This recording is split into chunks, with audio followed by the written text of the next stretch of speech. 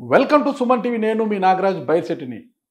ప్రస్తుతం మారుతున్న కాలమాన పరిస్థితుల కారణంగా కావచ్చు, కాలానుగుణంగా ప్రతి ఒక్కరు వయసుతో తారతమ్యం లేకోకుండా కీళ్ళ నొప్పులు అనేవి ఎక్కువైపోతున్నాయి. ముఖ్యంగా మోకాళ్ళ నొప్పులు అంటే అందరూ కూడా ఒక్కటే శరణ్యం, అదే ఆపరేషన్ వెళ్ళాల్సిందే, మోకాలు చిప్పలు మార్చుకోవాల్సిందే, స్టీల్ ప్లేట్స్ వేసుకొని మళ్ళా పయనం సాగించాల్సిందే అంటారు. అయితే ఆ ఆపరేషన్ అనేది సాదాసీదాగా ఉండదండోయ్.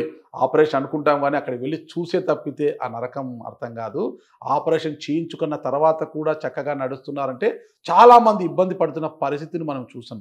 ఈ నేపథ్యంలోనే మోకాళ్ళ చిప్పల అరుగుదలకు ఆపరేషన్లకు చెక్ పట్టండి, ప్లాస్మా థెరపీకి స్వాగతం పలకండి అంటున్నారు హైదరాబాద్కు చెందిన Epione pain clinic doctor, senior pain physician అయిన డాక్టర్ సుధీర్ ధారా గారు.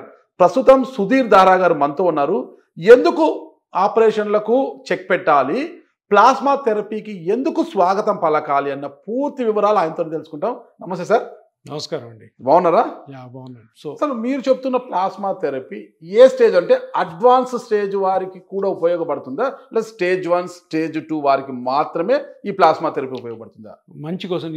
ఇందులో జనరల్గా పిఆర్పి ముందు మనము స్టార్ట్ అయినప్పుడు ఒక నానుడు ఏంటంటే గ్రేడ్ 1 గ్రేడ్ 2కి ఇది పనిచేస్తుంది, గ్రేడ్ 3 గ్రేడ్ 4కి ఇది సరిగ్గా పనిచేయదని. గ్రేడ్ 3కి డౌట్ ఉంటుంది, గ్రేడ్ 4కి అసలు పనిచేయదు. కరెక్ట్. అంటే నేను 2017లో స్టార్ట్ చేసినప్పుడు కూడా ఇదే ఉద్దేశంతో నేను ఇది స్టార్ట్ చేశా. ఎవరన్నా వస్తే గ్రేడ్ 1 గ్రేడ్ 2 వాళ్ళు ఎవరన్నా ఉంటే చేద్దాము, గ్రేడ్ 2 గ్రేడ్ 3 గ్రేడ్ 4 చేయొద్దని. నా కర్మకు కాస్త వచ్చిన పేషెంట్లు అందరూ గ్రేడ్ 4 వాళ్ళే వచ్చి, అమ్మా మీకు ఇది పని చేయదమ్మా, మీరు ఆపరేషన్కి వెళ్ళాలమ్మా అంటే, సార్ ఆపరేషన్ గురించి మాకు తెలుసు, మీరు మాకు చేయగలరా లేదా, మేము ఆపరేషన్కి పోము, మీరు చేస్తారా అంటే. ఏమైందంటే నేను ఒక నెలలో నేను ఒక 100-200 చేస్తే 200 కూడా గ్రేడ్ 4. సో నాకు గ్రేడ్ 4 చేయడం అలవాటైంది. నేను ఎందుకు పేషెంట్ వచ్చి అడుగుతున్నప్పుడు, అమ్మ నువ్వు ఆపరేషన్ పో, మా ఫ్రెండే ఉన్నాడు ఆర్థోపెడిక్ సర్జన్ చేస్తాను, నేను పోం సార్, మీరు చేస్తారా చేయండి అంటే, మరి రిజల్ట్ సరిగ్గా ఉండదు, మీరు చేయండి సార్, మీరు చేసేది మీరు చేయండి, మీరు చెప్పినట్టు మేము ఫాలో అవుతాం, అయితే అయింది లేకపోతే. అప్పటి నుంచి 2017లో నేను స్టార్ట్ చేశాను. ప్రతి కేసు గ్రేడ్ 4.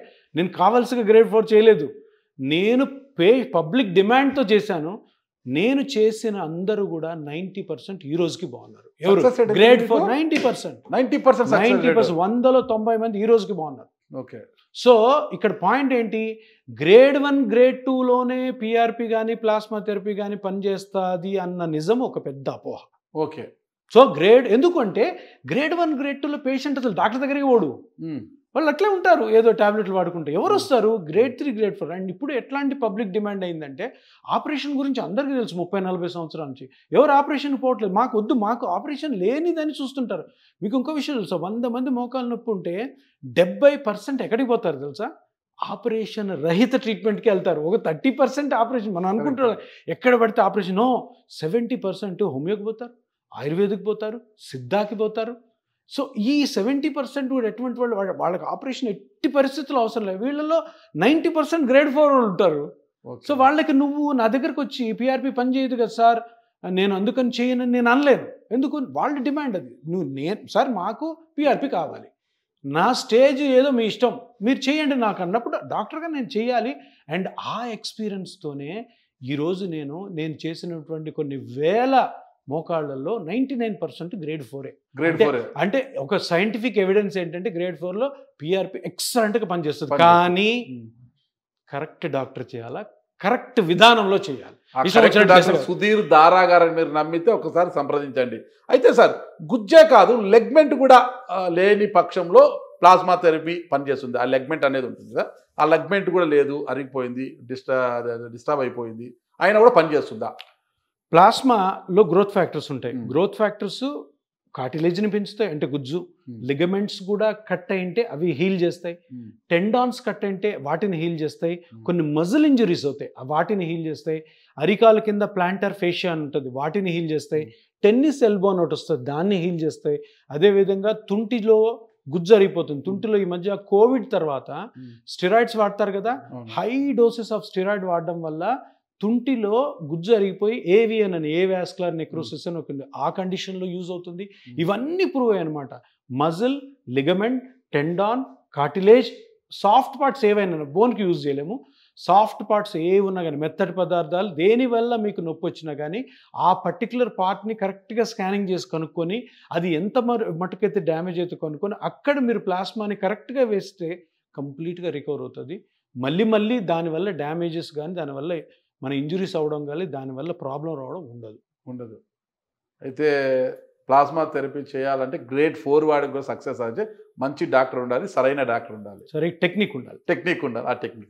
ఫైనల్గా ఒక ప్రశ్న సార్, నాకు తెలిసి మీరు గతంలో ఒక సీనియర్ ఒక మంచి అనస్థీషియాగా ఉండేవారు, మరి అక్కడ నుంచి సీనియర్ పెయిన్ స్పెషలిస్ట్గా ఎలా మారిపోయారు, ఏంటి అసలు? ఇది మంచి స్టోరీ. ఇది ఎందుకంటే నేను అనస్థీషియా జాబ్ చేసాను. అనస్థీషియా జాబ్ మీ అందరికి తెలిసింది ఏంటిది, మనం బిహైండ్ ది సీన్స్ ఉంటాం. మేము ఎవరికి తెలియదు. ఈరోజు నేను పెయిన్ స్పెషలిస్ట్ కాబట్టి నాగరాజుకి తెలుసు, అదర్వైజ్ సుమన్ టీవీకి తెలుసు. ఏంటంటే అనస్థీషియా జాబ్ చాలా క్రిటికల్ జాబ్. అంటే ఒక పేషెంట్ ఆపరేషన్ జరుగుతున్నప్పుడు మత్తివ్వాలి, మత్తిచ్చి మంచిగా నిద్రలోకి తీసుకెళ్ళాలి. సర్జన్ ఇంకా తెలుసు కదా, అది కోయడం, ఇది కోయడం, ఇది తీయడం, అది పెట్టడం, అన్నీ చేసి గీడింగ్ అవుతుంది. ఆ టైంలో పేషెంట్కి ఏ విధమైనటువంటి హాని కలగకుండా అంతా అయిన తర్వాత నొప్పి లేకుండా రికవర్ చేయాలి, రికవర్ చేసి బయట పెట్టాలి, బయట పెట్టి ఇంటికి పంపించాలి. ఇది జాబ్. కానీ ఇతను ఎవరికి తెలియదు.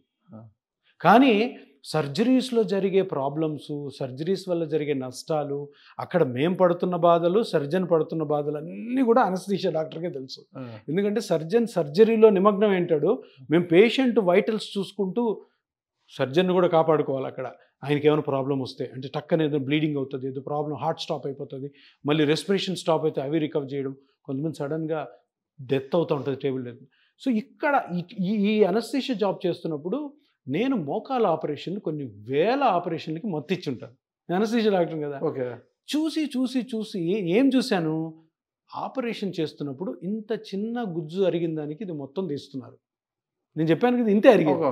సో ఎందుకు ఇంత చిన్న పార్ట్ అరిగిన దానికి మళ్ళీ చిన్నగా ఏదైనా చేయలేమా అన్న రీసెర్చ్ చేసి, ఆల్రెడీ నేనేం చేయలేదు, ఉన్న రీసెర్చ్ని బయటికి లాగి, సో ఇది ఎందుకు మనం ట్రై చేయకూడదని నేను కార్పొరేట్ హాస్పిటల్ దాన్ని పట్టి జనాల మధ్యలో పెట్టా. బాబు ఇది చేసుకోవచ్చు, మీకు ఇష్టం ఉంటే చేసుకోండి, సర్జరీ ఇష్టం ఉంటే సర్జరీకి వెళ్ళండి, లేదు ఎందుకంటే పబ్లిక్ డిమాండ్ ఏంటంటే ఎవరికి సర్జరీ అవసరం లేదు. ఈరోజు సర్జరీ అనగానే రా చెయ్యి అని చెప్పి అన్నాం. సో సర్జరీ ఎక్కడెక్కడ అవసరం లేదని చెప్పి అందరు ఎత్తుకుతారు. సో సెకండ్ ఒపీనియన్కి వెళ్తారు, థర్డ్ ఒపీనియన్కి వెళ్తారు, ఫోర్త్ ఆప్షన్ ఆలోచిస్తున్నారు. వీళ్ళందరికీ అలోపతిలో the best already proven treatment ఏంటంటే ప్లాస్మా థెరపీ. ఎందుకు మనం ఇది స్టార్ట్ చేయకూడదని చాలా డౌట్ఫుల్గానే 2017లో స్టార్ట్ చేశాను. సక్సెస్ అవుతుందో లేదో తెలీదు, సక్సెస్ కాని పేషెంట్ ఏమంటాడో తెలీదు నాకు. 2 monthsలో ఒక 15-20 మందికి చేశాను. వాళ్ళ రిజల్ట్స్ చూసిన తర్వాత ఈ రోజు వరకు వెనక్కి తిరిగి చూడలే. కొన్ని వేల మంది డాక్టర్లను ట్రైన్ చేశాము, కొన్ని వేల మంది పేషెంట్లు మంచిగా అయ్యారు. ఇప్పుడు మొత్తం Telugu speaking states, Karnataka plus also తమిళనాడులో మన సెంటర్స్ ఉన్నాయి.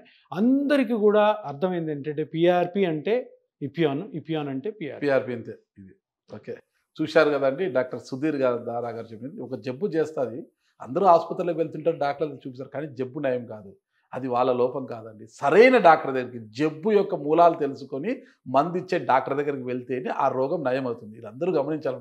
అలాగే మోకాల నొప్పులు అందరికీ వస్తుంటాయి, ప్లాస్మా థెరపీలు అందరూ చేస్తుంటారు, కానీ అది ఎలా చేయాలి, ఎంత మోతాదులో చేయాలి, ఏంటి అని తెలిసిన డాక్టర్ దగ్గరికి వెళ్తేనే ఆ ప్లాస్మా థెరపీ కూడా సక్సెస్ అవుతుంది. అలాంటి తెలిసిన వారిలో ఒకరే మన డాక్టర్ సుధీర్ దారా గారు. ఇప్పుడు అంటున్నారు కదా ప్లాస్మా థెరపీ అంటే ఎపియాన్ పెయిన్ క్లినిక్ అంటే ప్లాస్మా థెరపీ. ఈ రెండింటిది అవినాభావ సంబంధము, అవిభాజ్య కవలలు అంటారు కదా, అలాంటిది అనమాట ఈ రెండింటికి ఉన్న సంబంధము. మరి ఇంకెందుకు ఆలస్యము, మీకు మోకాల నొప్పులు అరిగిపోయి బాధపడుతుంటే స్టేజ్ 4లో ఉన్నా సరే గ్యారంటీ ఇస్తున్నారు, 90% సక్సెస్ రేట్ ఇస్తున్నారు. ప్లాస్మా థెరపీ ద్వారా నయం చేసుకోండి, హ్యాపీగా నడక సాగించండి అంటున్నారు. మరి ఇంకెందుకు ఆలస్యం, మీలో ఎవరైనా మోకాల చుప్పలు అరిగిపోయి బాధపడుతున్నవారు ఎవరైనా ఇంటర్వ్యూ చూస్తే కింద స్క్రోల్ అవుతున్న నంబర్కి కాల్ చేయండి, అపాయింట్మెంట్ తీసుకోండి. ఓకే, థ్యాంక్ యూ అండి, నమస్తే సార్.